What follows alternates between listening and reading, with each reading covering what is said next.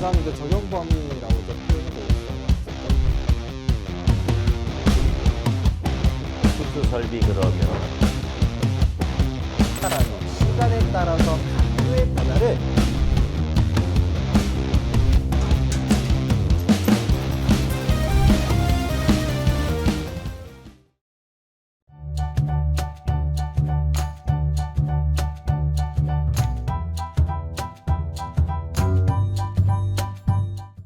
자, 5번에 고저차가 없는 가공 전선로에서 이도 및 전선 중량을 일정하게 하고 경관을 2배로 했을 때에 전선의 수평 장력, 뭐 장력이라고 합시다.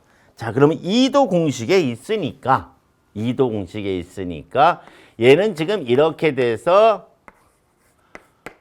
요렇게 이도를 줬는데 얘를 갖다가 경관을 2배로 했다.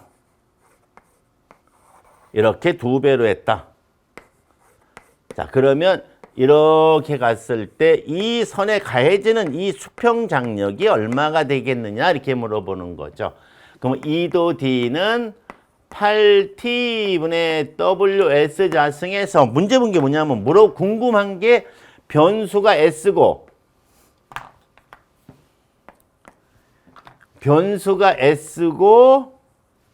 궁금한 게 T니까 T가 앞으로 나오도록 해야 되죠.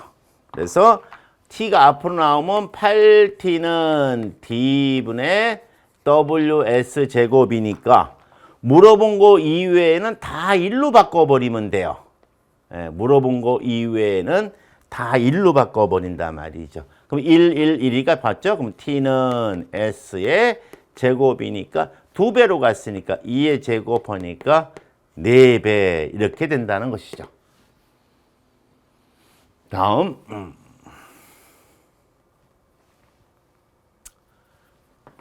문제 6번에 그림과 같은 전선로의 단락 용량은 약 몇 MVA인가? 단 그림의 치수는 10,000 kVA를 기준으로 한 퍼센트 리액턴스다.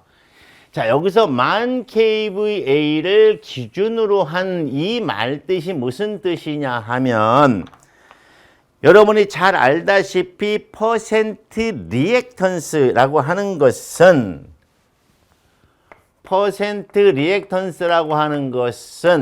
전류가 흐를 때 리액턴스에서 발생하는 전압 강하의 크기가 전격 전압의 몇 퍼센트 정도 되느냐라는 것을 우리는 퍼센트 리액턴스라고 이야기를 하지요. 이때에 이 퍼센트 리액턴스나 퍼센트 저항이나 퍼센트 임피던스나 다 갖다가 집어넣으면 되는 건데 이거는 퍼센트 리액턴스 또는 퍼센트 임피던스의 정의예요. 즉 전압 강화율은 이렇게 결정한다라고 하는 퍼센트 임피던스가 전압 강화율 또는 전압 변동률로 사용할 수가 있잖아요. 이건 정의예요. 정의. 이거다. 이건 이런 거다. 하지만 실무에서는 이 공식을 쓰기가 매우 불편해요.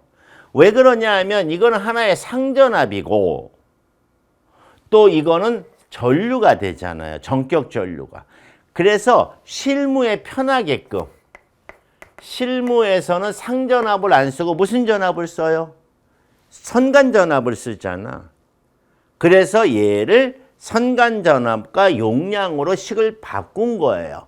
그러다 보니까 여기에 들어가는 게 10V 자승의 PZ라는 공식을 쓰게 되는데 단 그림의 수치는 10만 kV를 기준으로 했다. 이 말의 의미는 여기에 들어갈 요 숫자를 만을 넣어서 계산했다. 그런 뜻이에요. 예, 만을 넣어서 계산했다. 그 뜻이니까 전부 다 뭐가 됩니까? 이거 계산할 때 얼마? 10V 자승분의 PZ 할 때 P가 얼마? 만. 얘 계산할 때도 10V 자승 PZ 할 때도 얘도 얼마? 만. 다 똑같은 얘기예요. 자, 이때 우리가 단락 용량은 자, 그럼 단락 용량이니까 여기서 단락이 발생했단 말이죠. 그러면 단락이 발생했으니까 전류가 이렇게 와서 이렇게 하나 오고요. 이렇게 와서 여기로도 하나 올 수 있네요. 자, 그러면 얘네들은 전류가 갈라지니까 무슨 열? 병열. 그렇죠. 네, 그럼 병열로 계산을 해야 된다는 거예요. 자, 그럼 단락 용량 공식을 계산하면 되죠. 자, 단락 용량은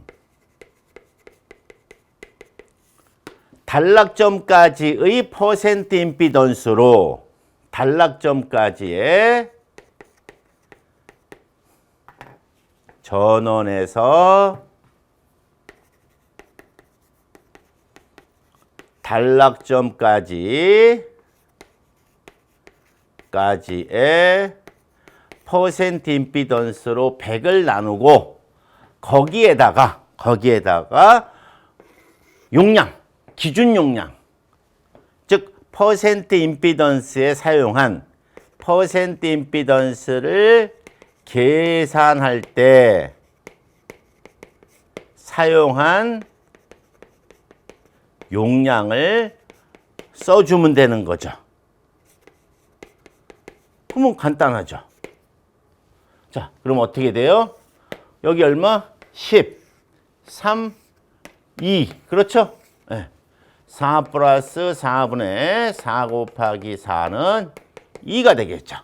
그러므로 10 더하기 3 더하기 2. 자, 2분의 100 곱하기 얘네들은 다 얼마를 기준 잡았다? 10만이죠. 그러므로 여기다가 10 이렇게 써주면 되겠다 하는 것입니다. 왜 만을 안 쓰냐 하면 만은 kV인데 물어본 건 메가로 물어봤으니까 다시 뭐가 돼? 1000으로 나눠줘야 되잖아. 그래서 이렇게 계산을 하면 된다 하는 것이죠. 자, 그랬더니 2번이 답이다 이렇게 얘기가 됐네요. 자, 충분히 이해하셨죠? 자, 그럼 다음 문제 보도록 할게요.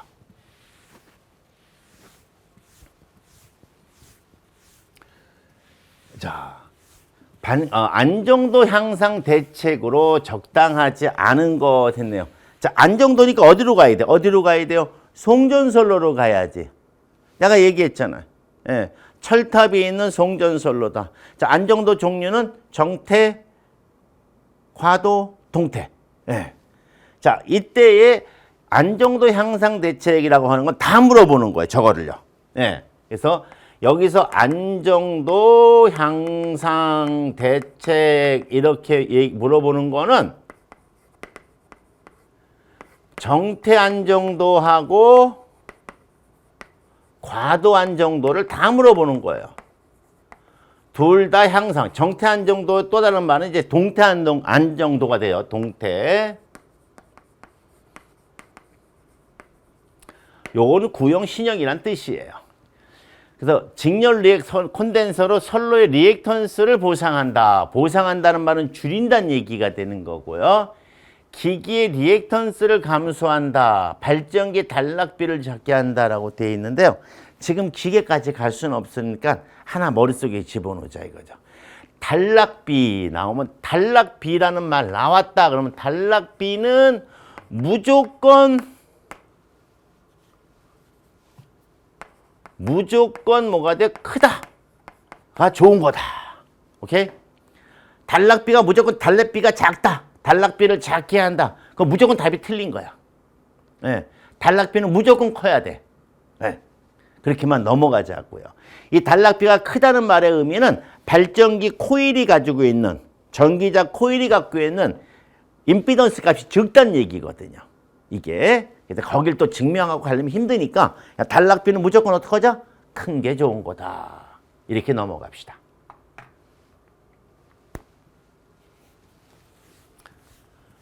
다음 8번. 직접 접지 방식에 대한 설명 중 옳지 않은 거 이렇게 물어봤어요. 자, 직접 접지라는 건 다른 건 아무것도 아니에요. 다른 건 아무것도 아닙니다. 자, 간단하게 얘기를 할게요.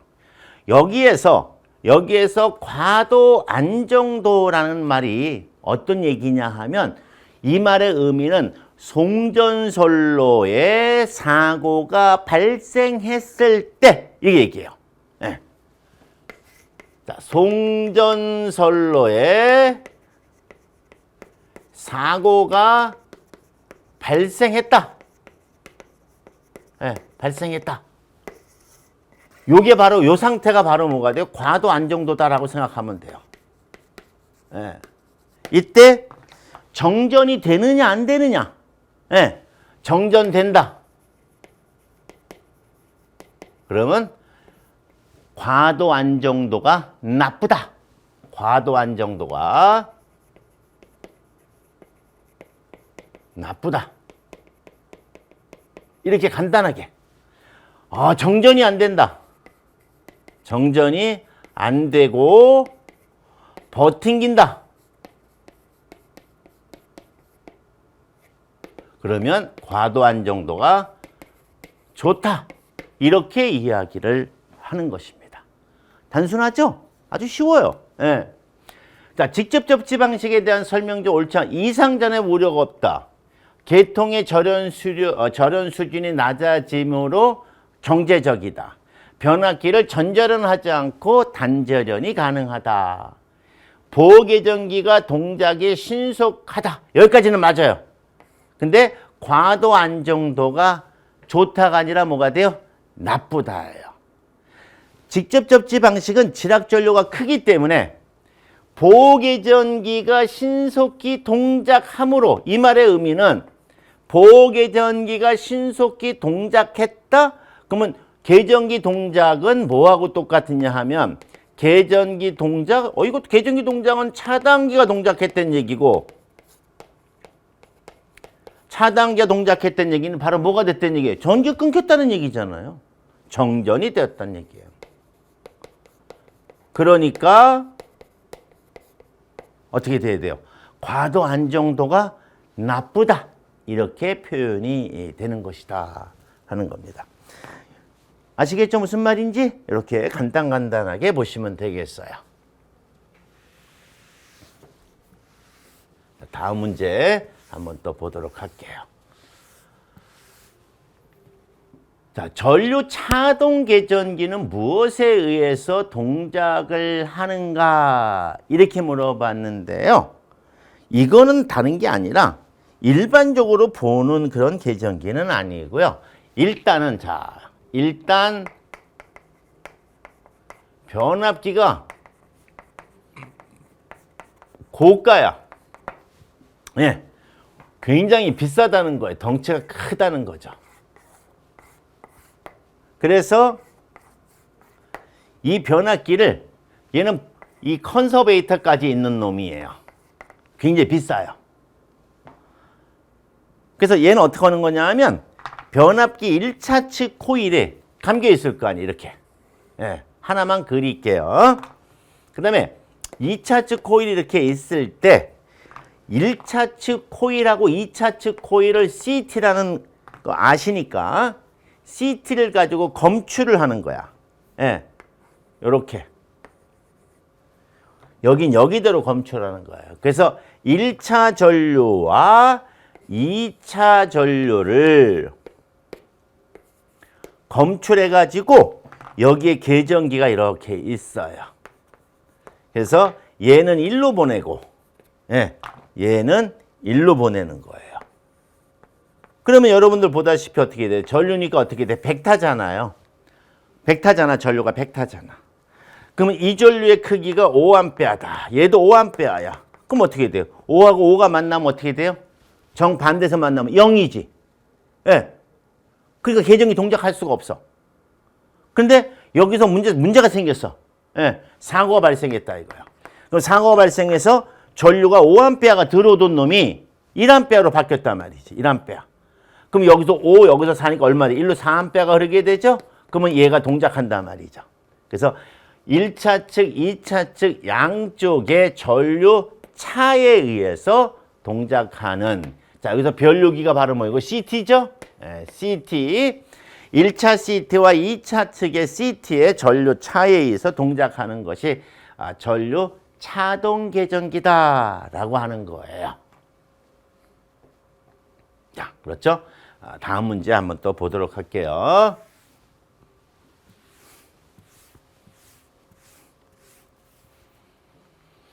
자, 10번. 전력선에 의한 통신선의 전자유도장애. 여기서 말하는 전자유도장애라는 뜻이 뭐냐? 이것만 뭐야? 자, 일단 상황은 이런 거예요. 자, 여기에 전력선이 간다. 이렇게. 그래서 R상, S상 이렇게 가는데 그 옆에 이렇게 뭐가 돼요? 통신선이 가더라. 네, 이렇게 되는 겁니다.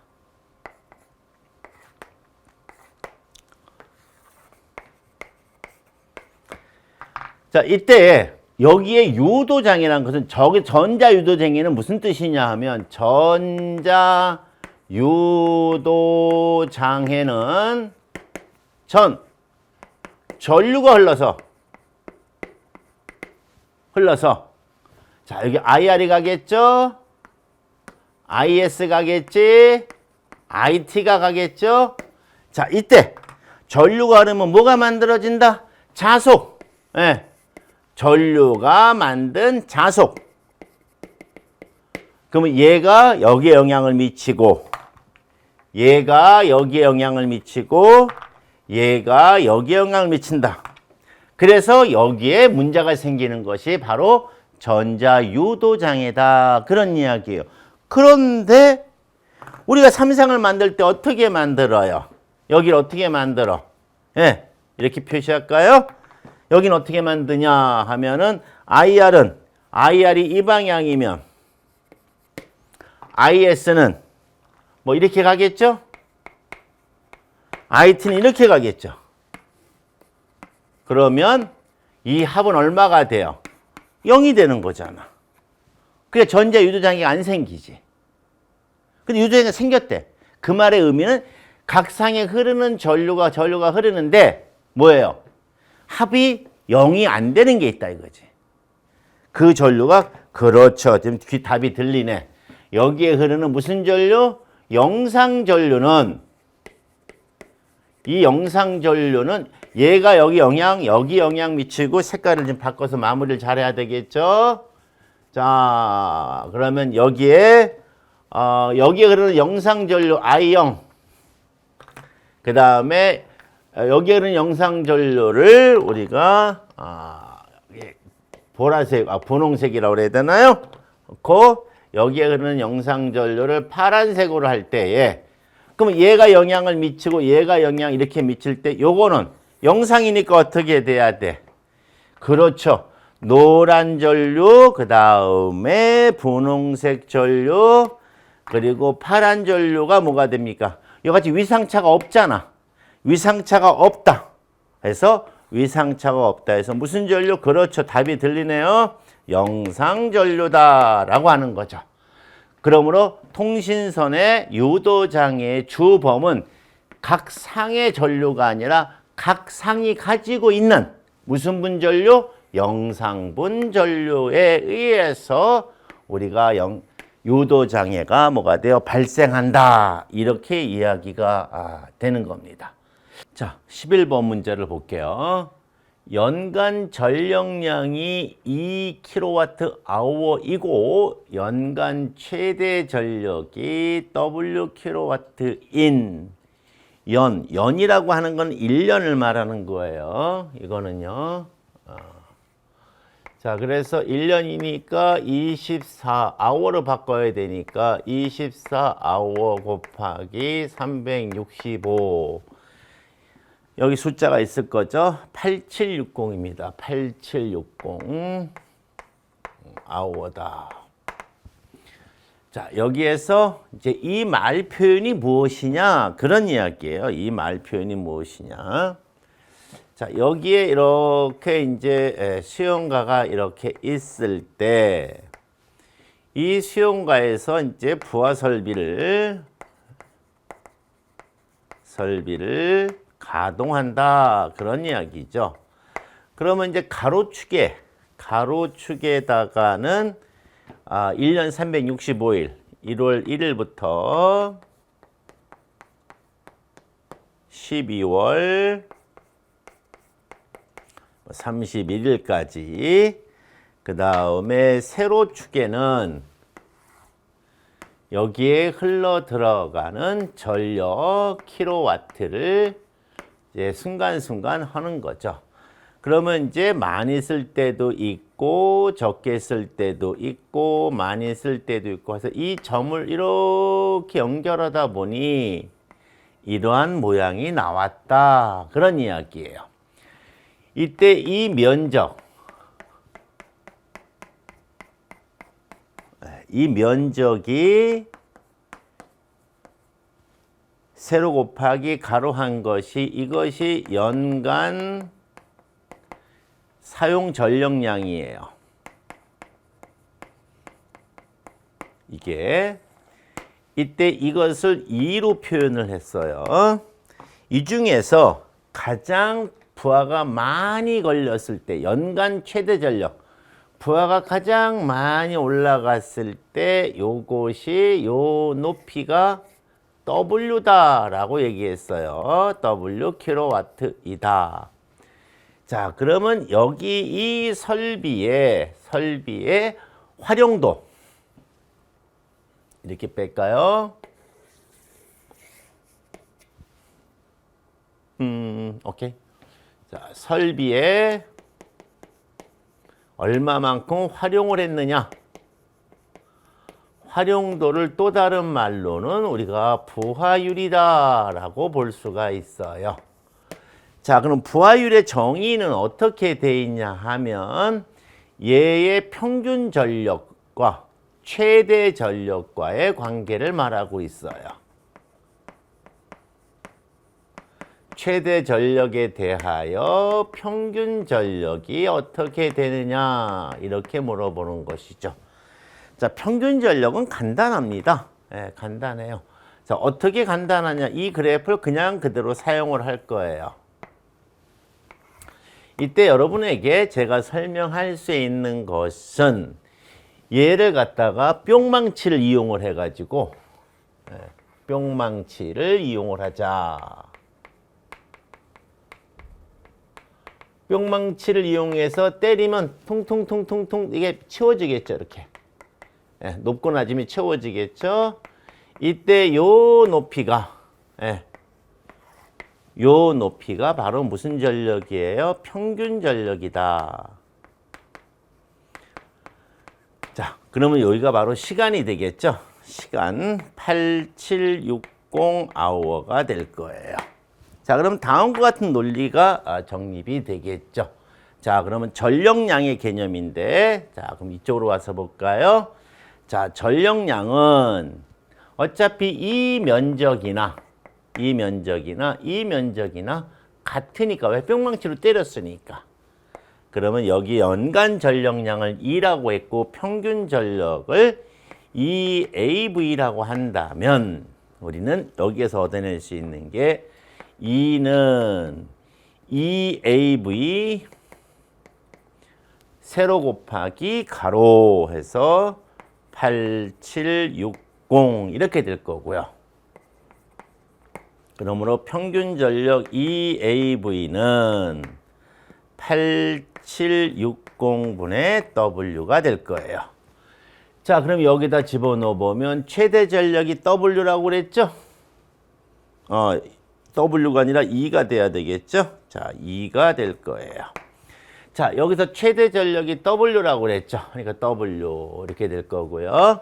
평균 전력 여기를 요걸 집어넣으면 되니까.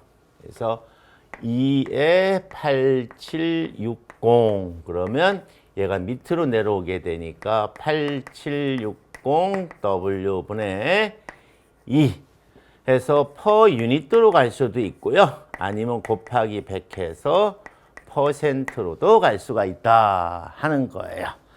만약에 외우기 귀찮다 그러면 여기서 약간의 요령을 피울 수도 있죠.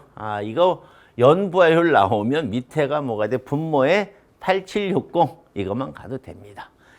그러나 제 개인적인 의견을 여기서 조금만 얘기한다면 이렇게 기본 개념을 아는 것이 원칙이다 이렇게 말할 수가 있겠습니다. 자, 다음 문제 볼게요. 12번 송전전력, 송전거리, 전선로의 전력 손실이 일정하고 같은 전선을 사용한 경우 단상 2선식에서 전선 한 가닥마다의 전력, 여기서 포인트는 전선 한 가닥의 개념이 되는 거예요. 자, 이때에 우리가 삼상 3선식과 비교를 해보면 어떻게 되겠느냐, 그런 이야기죠. 그러면 어느 수용가가 이렇게 있을 때 송전 전력이 다 같다고 그랬으니까 여기에 이렇게 두 가닥으로 공급을 할 때에 전압도 전력 손실이 같으니까 여기에서 플러스 마이너스 돼서 여기에 전압을 V, 그 다음에 흘러가는 전류를 I, 이때 송전 전력 P는 당연히 VI가 되겠죠.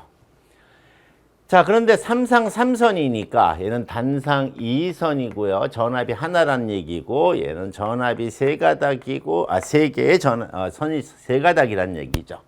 자, 그러면 이렇게 해서 여기가 RST가 됐다. 이때 전압은 우리가 성간 전압을 나타내니까 V라고 하고 여기 전류를 I라고 한다면 여기에 전력 P는 3상이니까 얼마가 돼요? 루트 3 VI가 된다. 충분히 이해 가시겠죠? 네. 여기까지 가면 끝난 거예요. 네. 그럼 뭐냐? 단상에 비해서 3상을 표기를 해라. 이렇게 됐으니까 단상에 대한 3상인데 재밌는 거는 일선당의 개념을 집어넣었어요. 전선 한 가닥. 그러니까 저는 이만한 전력을 공급을 하는데 전선 한 가닥이니까 두 가닥, 이로 나눠야죠. 전선이 두 가닥이니까.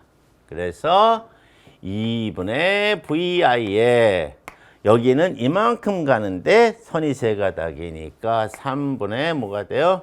루트 3 VI 이렇게 되겠죠. 자, 그렇다면 요렇게 되니까 3배의 VI에 2배의 루트 3의 VI가 되겠다. 자, 그렇다면 요거 주어지니까 결과적으로 3분의 2 루트 3 이렇게 떨어지네요. 자, 그러면 루트 3이 1.732니까 2 곱하기 1.732 이렇게 되고 3이니까 대충 계산하면은 여기만 계산하면 2, 7이 14, 1은 2니까 3.4 뭐 이렇게 되겠네요. 3.46, 4에 3 이렇게 되니까 뭐 1점 얼마 정도 되겠다라는 걸 알 수가 있어요. 1보다 크겠죠? 답이 나와 있는 게 1보다 큰 건 하나밖에 없네요. 자, 그래서 1.15 이렇게 볼 수가 있습니다. 쉽죠? 네. 어려운 건 없습니다. 개념만 정확하게 이해를 한다면 어려운 게 없다. 자, 13번 수력발전소에 댐을 설계하거나 저수지 용량 등을 결정하는데 가장 적당한 것은 이런 것이 이제 수력학에서 나오는 문제인데 여기서 얘기가 조금 달라요. 이제 여기서 유황곡선이라고 하는 것은 물의 흐름, 그 지역의 물의 그 흐름을 갖다가 보는 것이 돼서 유황곡선은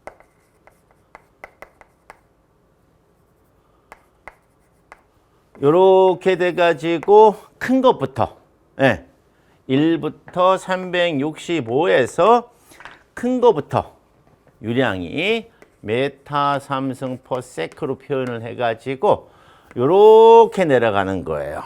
그래서 여기에 고가 있고 그 다음에 여러분들이 다 외워야 되는 풍수량, 평수량, 저수량, 갈수량 이렇게 되는 거예요. 그래서 일단 여기에서 어느 정도의 발전 용량에서 P는 9.8 HQ에서 요 Q가 정해져 버리면 요만큼은 충분한 수량이 되기 때문에 요만큼이 모자라니까 여기가 저수지 용량이 돼요.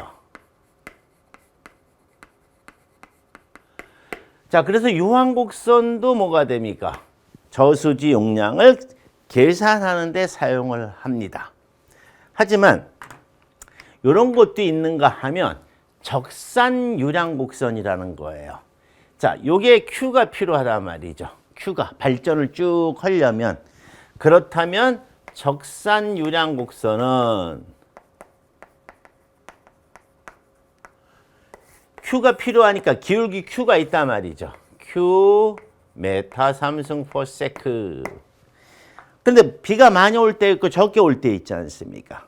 그래서 많이 올 때는 많을 것이고 적게 올 땐 적을 것이다 하는 것이죠.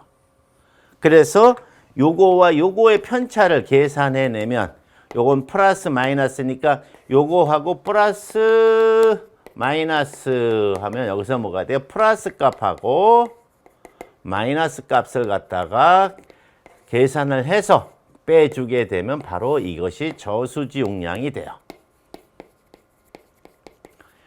그러다 보니까 저수지 용량을 계산할 때 필요한 곡선은 두 가지예요. 유한 곡선하고 적산 유량 곡선인데 이 중에서 어느 게 더 정확도가 높으냐 하는 거예요. 안타깝게도 이게 정확도가 훨 높아요. 예. 그래서 여기서는 유한 곡선도 있고 적산 유량 곡선도 있는데 이렇게 두 개가 있을 때는 적산이 선정이 돼야 돼요. 네, 이것이. 네. 자, 다음 문제 한번 또 보도록 할게요.